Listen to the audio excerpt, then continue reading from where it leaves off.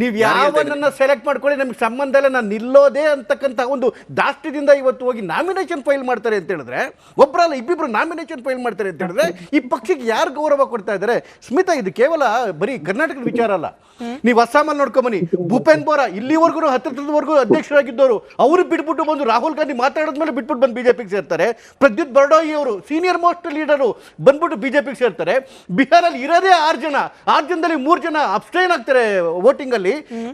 ಒರಿಸ್ಸಾದಲ್ಲಿ ಇರೋದೇ 14 ಜನ, ಅದರಲ್ಲಿ 3 ಜನ ಕ್ರಾಸ್ ವೋಟಿಂಗ್ ಮಾಡ್ತಾರೆ ಕಾಂಗ್ರೆಸ್ ಅವರು.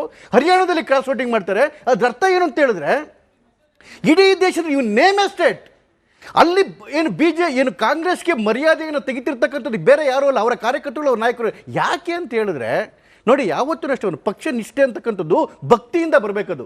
ಯಾವಾಗ ಪಕ್ಷಕ್ಕೊಂದು ಸಿದ್ಧಾಂತ ಇದೆ, ನಮ್ಮ ನಾಯಕರಿಗೊಂದು ಸಿದ್ಧಾಂತ ಇದೆ, ಆ ಪಕ್ಷಕ್ಕೆ ಒಂದು ಸತ್ವ ಇದೆ ಅನ್ನಿಸಿದಾಗ ಕಾರ್ಯಕರ್ತರಾಗಲಿ ನಾಯಕರುಗಳಾಗಲಿ ಅಥವಾ ದೊಡ್ಡ ದೊಡ್ಡ ಲೀಡರ್ಗಳಾಗಲಿ ಜೊತೆ ನಿಂತ್ಕೊಳ್ತಾರೆ. ಯಾವಾಗ ನಾನು ಯಾವ ಪಕ್ಷದ ಉಲ್ಲೇಖನೂ ಮಾಡಲ್ಲ, ಯಾವುದೋ ಒಂದು ನ್ಯಾಷನಲ್ ಪಾರ್ಟಿಯ ನ್ಯಾಷನಲ್ ಲೀಡರು ಪಾರ್ಲಿಮೆಂಟ್ ಅಲ್ಲಿ ಒಬ್ಬ 3rd ಕ್ಲಾಸ್ ಟಪೋರಿ ತರ ಬಿಹೇವ್ ಮಾಡ್ತಾರೆ ಅಂತ ಹೇಳಿದ್ರೆ, ನಾನು ಯಾವ ಪಕ್ಷನೂ ಹೇಳ್ತಿಲ್ಲ, ಮನಸ್ಥಿತಿಗಳು ಹೇಗಿರುತ್ತೆ ಹೇಳಿ. ಇವತ್ತು ಯಾರು ಗೌರವ ಕೊಡ್ತಾರೆ? ನೀವು ಒಂದು ರಾಜ್ಯವನ್ನ ಹೇಳಿ, ಆ ರಾಜ್ಯದಲ್ಲಿ ಕಾಂಗ್ರೆಸ್ಗೆ ಮರ್ಯಾದೆ ಕೊಡದಂಗೆ ಆ ಲೀಡರ್ಗಳು ದೂರ ಹೋಗ್ತಿರ್ತಕ್ಕಂಥದ್ದು ಪಟ್ಟಿಗಳನ್ನ ಹೇಳ್ಕೊಂಡ್ ಬರ್ತೀನಿ. ಇದು ಬಿಜೆಪಿ ಲಾಕ್ ನಡೆಯಲ್ಲ, ಸಮಾಜವಾದಿ ಪಾರ್ಟಿ ಲಾಕ್ ನಡೆಯಲ್ಲ. ಹೇಳಿ ಸರ್, ನಿಮ್ ಪಕ್ಷದ ಹೇಳಿ. ನಾನು ಮತ್ತೆ ಕೇಳ್ತೀನಿ, ಜಿಎಂ ಸಿದ್ದೇಶ್ವರ್ ಅವರು ರೇಣುಕಾಚಾರ್ಯ ಅವರು ಒಂದ್ ಫ್ರೇಮ್ ಅಲ್ಲಿ ಕಾಣ್ತಾ ಇಲ್ಲ.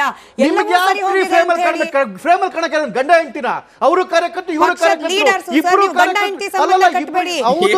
ನಾಯಕರು ಚುನಾವಣೆಯನ್ನು ಒಗ್ಗಟ್ಟಿನಿಂದ ಎದುರಿಸಬೇಕಾಗಿರುವವರು. ನೀವು ಮುಸಲ್ಮಾನ್ ಸಮುದಾಯದ ನಾಯಕರು ಬಿಜೆಪಿಯ ಕ್ಷಮೆ ಇರಲಿ, ಕಾಂಗ್ರೆಸ್ನ ಶಾಮ್ನೂರ್ ಕುಟುಂಬ ಹಾಗೆ ಮುಸಲ್ಮಾನ್ ನಾಯಕರು ಒಟ್ಟಿಗೆ ಇಲ್ಲ ಅಂತ ಹೇಳಿ ಕೇಳೋದು ಎಷ್ಟು ಕಾಮನ್. ಹಾಗೇನೆ ಜಿಎಂ ಸಿದ್ದೇಶ್ವರ್ ಅವರು ರೇಣುಕಾಚಾರ್ಯ ಅವರು ಒಟ್ಟಿಗೆ ಕಾಣ್ತಿಲ್ಲ ಅದು ಅಷ್ಟೇ ಕಾಮನ್. ಕೆಲವು ಅತೃಪ್ತಾತ್ಮಗಳಿಗೆ ಹೆಂಗೆ ಹೊಟ್ಟೆ ಉರಿಯುತ್ತೆ ಅಂದ್ರೆ, ಅಯ್ಯೋ ಏನು ಸ್ವಲ್ಪ ಗೊತ್ತಾಗ್ಲಿಲ್ವಲ್ಲ, ಟಿಕೆಟ್ ಅನೌನ್ಸ್ ಆಗೋಯ್ತಲ್ಲ, ಟಿಕೆಟ್ ಅನೌನ್ಸ್ ಆಗ್ತಿದ್ದಕ್ಕೆ ಕಳೆದ ಬಾರಿ ನಿಂತಿದ್ದ ಅಜಯ್ ಕುಮಾರ್ ಅವರು ಜೊತೆಲೆ ನಿಂತ್ಕೊಂಡು ಫೋಟೋ ತೆಗೆಸ್ಕೊಂತಾರೆ, ಅವರು ಇವರು ಎಲ್ಲ ಸೇರ್ಕೊಂಡು ಹೋಗಿ ಒಟ್ಟಿಗೆ ಇದ್ ಮಾಡ್ಕೊಂಡು ಹೋಗ್ತಾರೆ. ಇವತ್ತು ಅತ್ಯಂತ ತಳಮಟ್ಟದ ಸಮುದಾಯದಿಂದ ಬಂದಂತಹ ಒಬ್ಬ ಬಡವರಿಗೆ, ಅವ್ರ ತಂದೆ ಹಮಾಲಿಯಾಗಿದ್ದರು, ಕೂಲಿ ಕಾರ್ಮಿಕರಾಗಿದ್ದರು, ಅಂತಹ ಒಂದು ತೀರಾ ಸಮಾಜದಲ್ಲಿ ಹಿಂದುಳಿದಂತಹ ಒಂದು ವರ್ಗದವರಿಗೆ ಇವತ್ತು ಬಿಜೆಪಿ ಅಂತ ಒಂದು ಟಿಕೆಟ್ ಕೊಟ್ಬಿಟ್ಟು ಗೌರವ ಕೊಟ್ಟಿದೆ. ಆ ಗೌರವವನ್ನು ನಾವು ಅದನ್ನ ಅಕ್ಸೆಪ್ಟ್ ಮಾಡ್ಕೋಬೇಕು. ಇವತ್ತು ಹೇಳಿದ್ನಲ್ಲ, ಅತ್ಯಂತ ತಳಮಟ್ಟದ ಸಮುದಾಯ ಮತ್ತೆ ಆ ಕುಟುಂಬ ಕೂಡ ಅತ್ಯಂತ ಹಿಂದುಳಿದ ಕುಟುಂಬದಿಂದ ಬಂದಿರತಕ್ಕಂಥವ್ರಿಗೆ ಇವತ್ತು ನಾವು ಗೌರವ ಕೊಟ್ಟಿದ್ದೀವಿ. ಮತ್ತೆ ಈವನ್ ಬಾಗಲಕೋಟೆಯಲ್ಲೂ ಕೂಡ ನಮ್ಗೆ ಯಾವುದೇ ಗೊಂದಲಗಳಿಲ್ಲ, ದಾವಣಗೆರೆ ದಕ್ಷಿಣದಲ್ಲೂ ಯಾವುದೇ ಗೊಂದಲ ಇಲ್ಲ. ನಿನ್ನೆವರೆಗೂ ಟಿಕೆಟ್ ಕೇಳ್ತಿದ್ದಂತಹ ಅಜಯ್ ಕುಮಾರ್ ಅವರು ಕಳೆದ ಬಾರಿ ನಿಂತಿದ್ದಂಥವ್ರು ಜೊತೆಲಿ ನಿಂತ್ಕೊಂಡು ಅವರನ್ನು ಸಹಾಯ ಮಾಡ್ತಾರೆ. ಈಗ ನಿಮ್ಮ ಜೊತೆ ಮಾತಾಡ್ಲಿಕ್ಕೆ ಇವಾಗ ಟಿವಿನಲ್ಲಿ ನಿಂತಿದ್ದಾರೆ. ಇಷ್ಟು ಒಗ್ಗಟ್ಟಿನ ಪ್ರದರ್ಶನವನ್ನ ಮಾಡ್ಬೇಕಾದ್ರೆ ಆ ಕಡೆಗೆ ಮೊನ್ನೆಗೊಂದು 100 ಬಾಗಿಲು ಹಾಕೊಂಡು ಹೇಳಿದ್ನಲ್ಲ ಒಬ್ಬೊಬ್ಬ ಲೀಡರ್. ಮತ್ತೆ ನಾಗ್ಲೇ ಅದನ್ನೇ ಹೇಳ್ತಾ ಇದೆ, ಸಿದ್ದರಾಮಯ್ಯ ಕೆಳಗಿಳಿಸ್ತೀನಿ ಅಂತೇಳಿ ಫಸ್ಟ್ ಟೈಮ್ MLA ಗಳು ಹೇಳ್ತಾರೆ, ನೀವು ಕೆಳಗಡೆ ಇನ್ನೊಬ್ಬರು ಕೂರಿಸ್ತೀವಿ ಅಂತೇಳಿ. ಅಂದ್ರೆ ಇವ್ರು MLA ಗಳಿಗೆ, ಕಾರ್ಯಕರ್ತರುಗಳಿಗೆ, ಲೀಡರ್ಗಳಿಗೆ ಪಕ್ಷದ ಮೇಲೆ ಮರ್ಯಾದೆ ಇಲ್ಲ, ಪಕ್ಷದ ಲೀಡರ್ಗಳ ಮೇಲೆ ಮರ್ಯಾದೆ ಇಲ್ಲ. ಯಾರಿಗೆ ಗೌರವ ಕೊಡ್ತಾರೆ? ಇಂತರ ಹೇಳಿದ್ನಲ್ಲ, ಇಂತರ ಕಿತ್ತೋಗಿರೋ ಕೆಲವೊಂದು ಹೇಳಿಕೆಗಳು ಬಿಜೆಪಿ ನಾಯಕರ ಬಾಯಲ್ಲೂ ಬಂದಿದೆ, ಎಕ್ಸ್ ಬಿಜೆಪಿ ನಾಯಕರ ಬಾಯಲ್ಲೂ ಕೂಡ ಬರ್ತಿದೆ. ಸರ್, ಅದಕ್ಕೆ ಹೋಗೋಣ ವಿಷಯಕ್ಕೆ. ಅದಕ್ಕೆ ಮುಂಚೆ ರವೀಂದ್ರ ರೇಷ್ಮೆ ಸರ್, ಒಂದು ಬೈ ಎಲೆಕ್ಷನ್ ವಿಚಾರದಲ್ಲಿ, ಟಿಕೆಟ್ ಹಂಚಿಕೆ ವಿಚಾರದಲ್ಲಿ ಈ ಪ್ರಮಾಣದ ಗೊಂದಲ ಆಡಳಿತಾರೂಢ ಪಕ್ಷದಲ್ಲಿ ಆಗೋದು ಸಹಜಾನ? ಇಲ್ಲಿ ನಮ್ಮ ಎದುರಿಗೆ ಇಬ್ಬರು ರಾಷ್ಟ್ರೀಯ ಪಕ್ಷಗಳ ಕಾರ್ಯಕರ್ತರಿದ್ದಾರೆ, ಅವರಿಬ್ಬರು ಮುಖವಾಣಿಗಳು. ಒಬ್ಬರು ನಮ್ಮ ನಟರಾಜ್ ಗೌಡರು, ಮತ್ತೊಬ್ಬರು ಚಂದ್ರಶೇಖರ್. ಕಳೆದ 20 ವರ್ಷಗಳಿಂದ ಯಾವ ಪರಂಪರೆ ಬಂದ್ಬಿಟ್ಟಿದೆ ಎಲ್ಲ ರಾಜಕೀಯ ಪಕ್ಷಗಳಲ್ಲಿ, MLA ಮಗ MLA ಆಗಬೇಕು, MP ಮಗ MP ಆಗಬೇಕು, ಮಂತ್ರಿ ಮಗ ಮಂತ್ರಿ ಆಗಬೇಕು, ಕಾರ್ಯಕರ್ತರಾಗಿ ಉಳಿಬೇಕು. ಇವ್ರು ಏನೇ ಇದ್ರು ಕೂಡ ಹಾಲಿ ಅಧಿಕಾರಸ್ಥ ಮಂತ್ರಿಗಳು, ಶಾಸಕರು ಅಥವಾ ಸಂಸದರ ಚಾಕರಿ ಮಾಡೋ ಪರಿಚಾರಕರ ಥರ ನೋಡ್ತಾ ಇರ್ತಾರೆ. ಈ ದಾವಣಗೆರೆಯಲ್ಲಿ ಇದೇ ಮೊದಲ ಬಾರಿಗೆ ಇದುವರೆಗೆ ನೋಡಿ, ನಾವು ಮುಸ್ಲಿಂ ಸಮುದಾಯವನ್ನು ವೋಟ್ ಬ್ಯಾಂಕ್ ಅಂತ ಸಂಬೋಧಿಸೋದು ಅವರ ರಾಜಕೀಯ ವಿವೇಕಕ್ಕೆ ಮಾಡ್ತಿರೋ ಅಪಮಾನ. ಯಾವುದೇ ಜಾತಿ ಜನಾಂಗ ಕೂಡ ವೋಟ್ ಬ್ಯಾಂಕು, ನಮ್ಮ ಒತ್ತೆಯಾಳುಗಳು ಅಂತ ಹೇಳೋದೇ ಒಂಥರ ಅಹಂಕಾರದ ಇದು. ಇದೇ ಮೊದಲ ಬಾರಿಗೆ ರಂಜಾನ್ ಹಬ್ಬದ ಸಂದರ್ಭದಲ್ಲಿ ದಾವಣಗೆರೆಯ ಮುಸ್ಲಿಂ ಮತದಾರರು ಅವ್ರ ನಾಯಕರ ಮೂಲಕ ತಮ್ಮ ರಾಜಕೀಯ ಅಸ್ತಿತ್ವವನ್ನು ಗಟ್ಟಿ ಧ್ವನಿಯಲ್ಲಿ ಹೇಳ್ತಾ ಇದ್ದಾರಲ್ಲ, ಅಷ್ಟರ ಮಟ್ಟಕ್ಕೆ ತಯಾರದು. ಕನಿಷ್ಠ ಪಕ್ಷ ಆ ಶಾಮ್ನೂರ್ ದಣಿಗಳ ನಿರ್ಗಮನದ ನಂತರ ಅವ್ರಿಗೆ ಆ ಧೈರ್ಯ ಬಂತು. ನಾಲ್ಕು ಚುನಾವಣೆ ನಾವು ಬಿಟ್ಕೊಟ್ವಿ, ಅವ್ರು ದಣಿಯರು ನಿಲ್ತಿದ್ರು ಅಂತ ನಾವು ಬಿಟ್ಕೊಟ್ಟಿದ್ವಿ, ಈಗ ನಮಗೆ ಅವಕಾಶ ಕೊಡಿ. ಇವತ್ತು ಅವ್ರ ಪೈಲ್ವಾನ್, ಎಂಥ ಪೈಲ್ವಾನ್ ಅವರು, ಸಾದಿಕ್ ಪೈಲ್ವಾನ್ ಅವ್ರು ಹಾಕಿದ್ರು. ನಾವೆಲ್ಲ ಹೈಸ್ಕೂಲ್ ವಿದ್ಯಾರ್ಥಿಗಳಾಗಿದ್ದಾಗ ಕುಸ್ತಿ ಪಂದ್ಯಾವಳಿ, ದೇಶಿ ಕುಸ್ತಿಗಳು ಭಾಳ ಪ್ರಸಿದ್ಧ. ಚಾರ್ಲಿ ಪೈಲ್ವಾನ್ ದಾವಣಗೆರೆ ಅಂತ ಇಡೀ ಕರ್ನಾಟಕ ದಕ್ಷಿಣ ಭಾರತದಲ್ಲೇ ಒಬ್ಬ ಚಾಂಪಿಯನ್ ಆಗಿದ್ದ.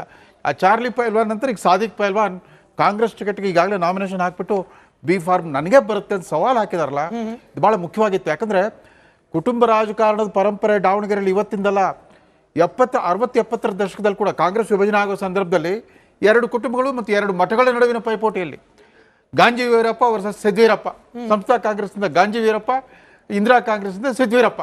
ಕಡೆಗೂ ಸಿದ್ವೀರಪ್ಪನವ್ರ ಮೇಲ್ಗೈ ಆಯಿತು ಇಂದಿರಾ ಗಾಂಧಿ ಅವ್ರ ಪ್ರಭಾವ ಬಂದ ಮೇಲೆ. ಆಮೇಲೆ ಯಾವಾಗ್ಲೂ ಅಲ್ಲಿ ಎಲೆಕ್ಷನ್ ಅಂತಂದರೆ ಒಂದು ಕಡೆ ಸಿರಿಗೆರೆ ಮಠ, ಒಂದು ಕಡೆ ಚಿತ್ರದುರ್ಗದ ಮಠ, ಅಂದರೆ ಬಣಜಿಗಿರಿ ಮಠ, ಸಾದ್ರ ಮಠ. ಈ ಮಠಗಳ ನಡುವಿನ ಪೈಪೋಟಿ, ಕುಟುಂಬಗಳ ನಡುವಿನ ಪೈಪೋಟಿ ಇದು ಹೊಸದಲ್ವೇ ಅಲ್ಲ. ಈಗಲೂ ಏನಿದೆ ನೋಡಿ, ಕಳೆದ 20 ವರ್ಷ ಏನು ನೋಡ್ತಾ ಇದ್ದೀವಿ.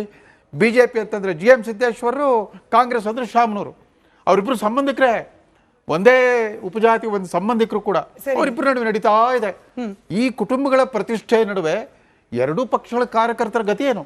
ಆಮೇಲೆ ನಮ್ಮಲ್ಲಿ MLA ಆಗಲಿಕ್ಕೆ, MP ಆಗಲಿಕ್ಕೆ ಕನಿಷ್ಠ ವಿದ್ಯಾರ್ಹತೆ ಅಥವಾ ಕನಿಷ್ಠ ಕ್ವಾಲಿಫಿಕೇಶನ್ ಅಂತ ಏನು ಸಂವಿಧಾನದಲ್ಲಿ ಹೇಳಿಲ್ಲ. ಯಾರು ಬೇಕಾದರೂ ಆಗ್ಬೋದು.